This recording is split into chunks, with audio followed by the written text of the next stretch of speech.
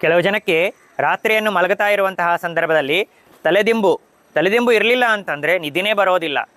ತಲೆದಿಂಬು ಮೇಲೆ ತಲೆಯನ್ನು ಇಟ್ಟಾಗ ಮಾತ್ರ ನಿದ್ದೆ ಅಂತ ಅನ್ನೋದು ಬರ್ತದೆ. ಆದರೆ ಅಂಥವ್ರಿಗೆ ಏನಾಗ್ತದೆ ಅಂತಂದರೆ, ಪ್ರಯಾಣದಲ್ಲಿ ಇರ್ತಾರೆ ಅಥವಾ ಇನ್ನೊಂದು ಕಡೆಗೆ ಹೋಗಿರ್ತಾರೆ, ಬೇರೊಂದು ಕಡೆಗೆ ಹೋಗಿರ್ತಾರೆ.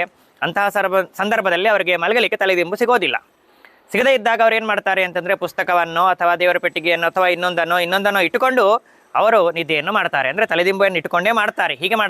ಹೀಗೆಲ್ಲ ಮಾಡಬಹುದಾ ಅಂತ ಪ್ರಶ್ನೆ. ಅದಕ್ಕೆ ಈ ರೀತಿಯಾಗಿ ಉತ್ತರ ಇದೆ. ಸ್ಮೃತಿಸಾರ ಸಂಗ್ರಹ ಅಂತ ಅನ್ನೋ ಗ್ರಂಥ ಈ ಮಾತನ್ನು ತಿಳಿಸಿಕೊಡ್ತಾ ಇದೆ.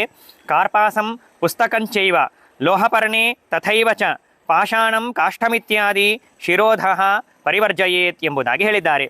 ಹತ್ತಿಯನ್ನು ಸರ್ವಥಾ ತಲೆದಿಂಬಾಗಿ ಇಟ್ಟುಕೊಳ್ಳಬಾರದು. ಕೆಲವು ಜನ ಮಹಾನುಭಾವರು ಪುಸ್ತಕವನ್ನು ಇಟ್ಕೊಂಡು ಮಲಗಿರ್ತಾರೆ. ಪುಸ್ತಕವನ್ನು ಕೂಡ ತಲೆದಿಂಬಾಗಿ ಸರ್ವಥಾ ಬಳಸಬಾರದು. ಎಲೆಯನ್ನಾಗಲಿ ಅಥವಾ ಕಬ್ಬಿಣದ ಲೋಹವನ್ನಾಗಲಿ, ಪಾತ್ರೆಗಳನ್ನಾಗಲಿ ಅಥವಾ ವಸ್ತುಗಳನ್ನಾಗಲಿ ಇಟ್ಟುಕೊಳ್ಳಬಾರದು. ಕಲ್ಲು ಮೊದಲಾಗಿರತಕ್ಕಂಥವುಗಳನ್ನು ಇಟ್ಟುಕೊಳ್ಳಬಾರದು. ಕಟ್ಟಿಗೆ ಮೊದಲಾಗಿರತಕ್ಕಂಥವುಗಳನ್ನು ಕೂಡ ತಲೆದಿಂಬಾಗಿ ಬಳಸಬಾರದು ಎಂಬುದಾಗಿ ಹೇಳಿದ್ದಾರೆ.